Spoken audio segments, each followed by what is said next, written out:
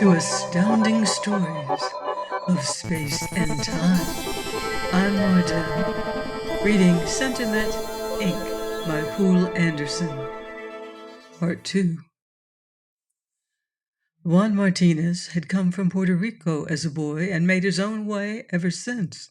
Fraser had gotten to know him in the army, and they had seen each other from time to time since then.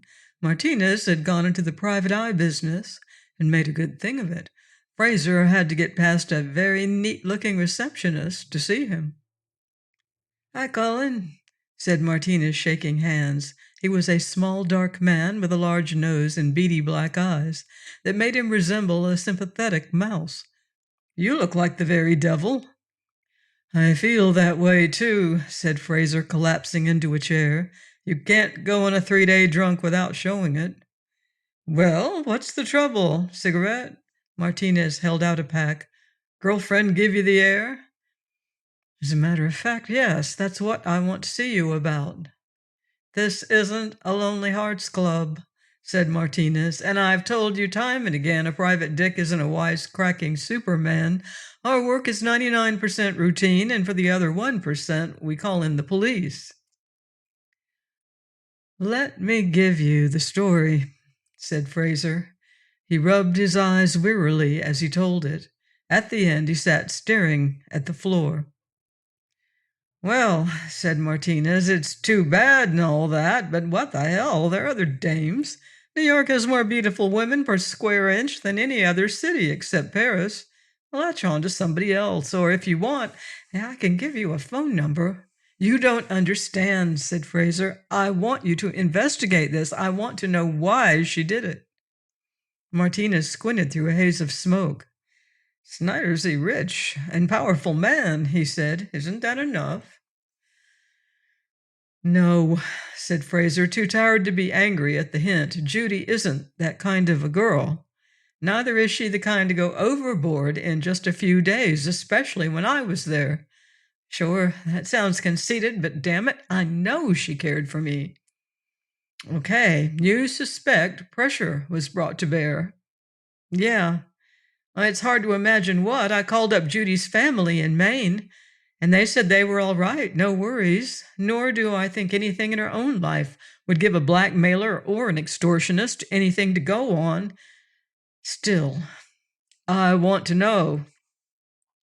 Martinez drummed the desktop with nervous fingers. "I'll look into it if you insist," he said, "though it'll cost you a pretty penny.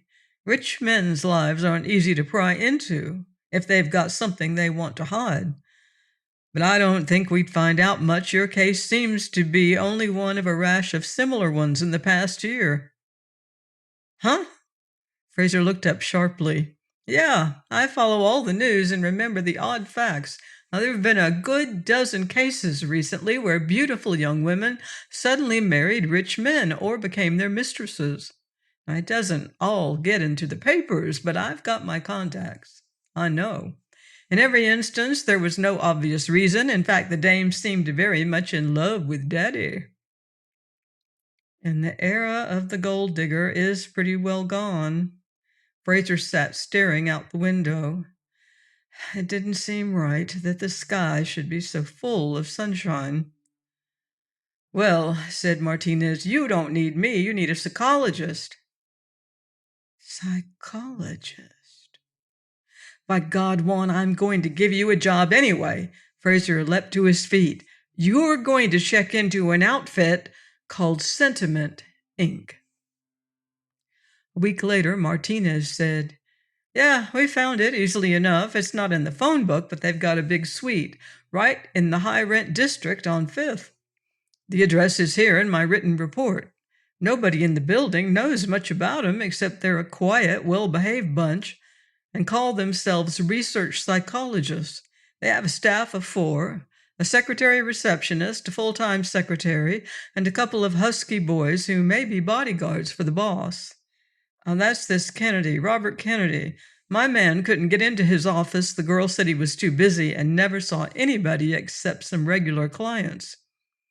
Nor could he date either of the girls, but he did investigate them. The receptionist is just a working girl for routine stuff, married, hardly knows or cares what's going on. The steno is unmarried, has a degree in psych, lives alone, and seems to have no friends except for her boss, who's not her lover, by the way. Well, how about Kennedy himself? Asked Fraser. I've found out a good bit, but it's all legitimate, said Martinez. He's about 50 years old, a widower, very steady private life. He's a licensed psychiatrist who used to practice in Chicago, where he also did research in collaboration with a physicist named Gavati, who since died. And shortly after that happened, there's no suspicion of foul play. The physicist was an old man and died of a heart attack. Anyway, Kennedy moved to New York. He still practices officially, but he doesn't take just anybody. Claims that his research only leaves him time for a few. Martinez narrowed his eyes. The only thing you could hold against him is that he occasionally sees a guy named Bryce, who's in a firm that has some dealings with Amtorg. The Russian Trading Corporation? Huh. Oh, that's pretty remote guilt by association, Colin. Amtorg does have legitimate business, you know. We buy manganese from them, among other things. And the rest of Kennedy's connections are all strictly blue ribbon, creme de la creme, business, finance, politics, and one big union leader who's known to be a conservative. In fact, Kennedy's friends are so powerful. You'd have real trouble doing anything against him. Fraser slumped in his chair. I suppose my notion was pretty wild, he admitted. Well, there is one queer angle. You know these rich guys who've suddenly made out with such highly desirable dames? Well, as far as I could find out, every one of them is a client of Kennedy's. Eh? Fraser jerked erect. It's a fact. Also, my man showed the building staff, elevator pilots, and so on, pictures of these women. And a couple of them were remembered as having come to see Kennedy. Shortly before they fell in love? Well, that I can't be sure of. You know how people are about remembering dates, but it's possible. Fraser shook his dark head. It's unbelievable, he said. I thought Svengali was outworn melodrama. I know something about hypnotism, Colin. It won't do anything like what you think happened to those girls. Fraser got out his pipe and fumbled tobacco into it. I think, he said, I'm going to call on Dr. Robert Kennedy myself. Take it easy, boy, said Martinez. You've been reading too many weird stories. You'll just get tossed out on your can. Fraser tried to smile. It was hard. Judy wouldn't answer his calls and letters anymore. Well, he said, it'll be in a worthy cause. The elevator let him out on the 19th floor. It held 4 big suites, with a corridor running between them. He studied the frosted glass doors. On one side was Eagle Publishing Company and Frank and Dale's brokers. On the other side was the Messenger Advertising Service and Sentiment Incorporated. He entered their door and stood in a quiet oak-paneled reception room. Behind the railing were a couple of desks, a young woman working at each, and 2 burly men who sat boredly reading magazines. The pretty girl, obviously the receptionist, looked up as Fraser approached and gave him a professional smile. Yes, sir? She asked. I'd like to see Dr. Kennedy, please, he said, trying hard to be casual. Do you have an appointment, sir? No, but it's urgent. I'm sorry, sir. Dr. Kennedy is very busy. He can't see anybody except his regular patients and research subjects. Look, take him in this note, will you? Thanks. Fraser sat uneasily for some minutes, wondering if he'd worded the note correctly. I must see you about Miss Judy Harkness, important. Well, what the devil else could you say? The receptionist came out again. Dr. Kennedy can spare you a few minutes, sir, she said. Go right on in. Thanks. Fraser slouched toward the inner door. The two men lowered their magazines to follow him with watchful eyes. There was a big, handsomely furnished office inside, with a door beyond that must lead to the laboratory. Kennedy looked up from some papers and rose, holding out his hand. He was a medium-sized man, rather plump. Graying hair brushed thickly back from a broad, heavy face, behind rimless glasses. Yes. His voice was low and pleasant. What can I do for you? My name's Fraser. The visitor sat down and accepted a cigarette. Best to act urbanely. I know Miss Harkness well. I understand you made some encephalographic studies of her. Indeed. Kennedy looked annoyed, and Fraser recalled that Judy had been asked not to tell anyone. I'm not sure. I would have to consult my records first. He wasn't admitting anything, thought Fraser. Look, said the engineer, there's been a marked change in Miss Harkness recently. I know enough psychology to be certain that such changes don't happen overnight without cause. I wanted to consult you. I'm not her psychiatrist, said Kennedy coldly. Now, if you will excuse me, I really have a lot to do. All right, said Fraser. There was no menace in his tones, only weariness. If you insist, I'll play it dirty. Such abrupt changes indicate mental instability, but I know she was perfectly sane before. It begins to look as if your experiments may have injured her mind. If so, I should have to report you for malpractice. Kennedy flushed. I am a licensed psychiatrist, he said, and any other doctor will confirm that Miss Harkness is still in mental health. If you tried to get an investigation started, you would only be wasting your own time and that of the authorities. She herself will testify that no harm was done to her, no compulsion applied, and that you are an infernal busybody with some delusions of your own. Good afternoon. Ah, said Fraser. So, she was here. Kennedy pushed a button. His men entered. Show this gentleman the way out, please, he said. Fraser debated whether to put up a fight, decided it was futile, and went out between the two others. When he got to the street, he found he was shaking and badly in need of a drink. Fraser asked, Jim, did you ever read Trilby? Swirsky's round, freckled face lifted to regard him. Years ago, he answered. What of it? Well, tell me something. Is it possible, even theoretically possible, to do what Svengali did, change emotional attitudes just like that? Fraser snapped his fingers.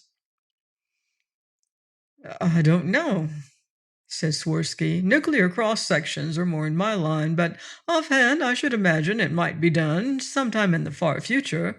Thought habits, associational patterns, the labeling of this as good and that as bad, seem to be matters of established neural paths. If you could selectively alter the polarization of individual neurons, but it's a pretty remote prospect. We hardly know a thing about the brain today. He studied his friend sympathetically. I know it's tough to get jilted, he said, but don't go off your trolley about it. I could stand it if someone else had gotten her in the usual kind of way, said Fraser thinly. But look, well, let me tell you all I've found out. Swirsky shook his head at the end of the story. That's a mighty wild speculation, he murmured. I'd forget it if I were you.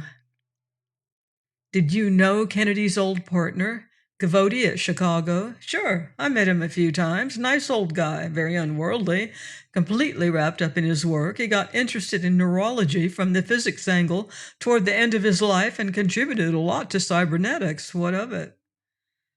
Oh, I don't know, said Fraser. I just don't know. But do me a favor, will you, Jim? Judy won't see me at all, but she knows you and likes you. Or ask her to dinner or something and insist that she come. Then you and your wife find out whatever you can, just exactly how she feels about the whole business. what her attitudes are toward everything. The name is Swirsky, not Holmes. But sure, I'll do what I can if you'll promise to try and get rid of this fixation. You ought to see a head shrinker yourself, you know. In vino veritas, sometimes too damn much veritas. Toward the end of the evening, Judy was talking freely, if not quite coherently. I cared a lot for Colin, she said. It was pretty wonderful having him around. He's a grand guy. Only Matt, I don't know. Well, Matt hasn't got half of what Colin has. Matt's a single-track mind. I'm afraid I'm just going to be an ornamental convenience to him. Only if you've ever been so you got all dizzy when someone was around and thought about him all the time he was away, well, now that's how he is. Nothing else matters. Colin's gotten a funny obsession, said Swirsky cautiously. Oh, he thinks Kennedy hypnotized you for Snyder. I keep telling him it's impossible, but he can't get over the idea. Oh, no, she said with too much fervor. Oh, it's nothing like that. I'll tell you just what happened. We had those 2 measuring sessions. Oh, it was kind of dull, but nothing else. And then the 3rd time, Kennedy did put me under hypnosis. He called it that, at least. I went to sleep and woke up about an hour later, and he sent me home. And I felt all good inside, happy, and slowly I began to see what Matt meant to me. I called him up that evening. He said Kennedy's machine did speed up people's minds for a short while. Sometimes, so they just decided quick-like what they would have worked out anyway. Kennedy is... I don't know. Well, it's funny how ordinary he seemed at first. But when you get to know him, he's like God almost. He's strong and wise and good. Her voice trailed off, and she sat looking foolishly at her glass. You know, said Swirsky, perhaps Colin is right after all. Don't say that! She jumped up and slapped his face. Kennedy's good, I tell you. All you little lice sitting here making sly remarks behind his back. And he's so much bigger than all of you. And she broke into tears and stormed out of the apartment. Swirsky reported the affair to Fraser. I wonder, he said, it doesn't seem natural, I'll agree, but what can anybody do, the police? I've tried, said Fraser dully. They laughed. When I insisted, I damn near got myself jugged. That's no use. The trouble is, none of the people who've been under the machine will testify against Kennedy. He fixes it so that they worship him. I still think you're crazy. There must be a simpler hypothesis. I refuse to believe your screwy notions without some real evidence. But what are you going to do now? Well, said Fraser with a tautness in his voice, I've got several $1,000s saved up, and Juan Martinez will help. Ever hear the fable about the lion? He licked hell out of the bear and the tiger and the rhinoceros, but a little gnat finally drove him nuts. Maybe I can be the gnat. He shook his head. But I'll have to hurry. The wedding's only 6 weeks off. Please join me next time for another chapter of Sentiment Inc. by Poul Anderson, here on Astounding Stories of Space and Time. In the meantime, watch the skies.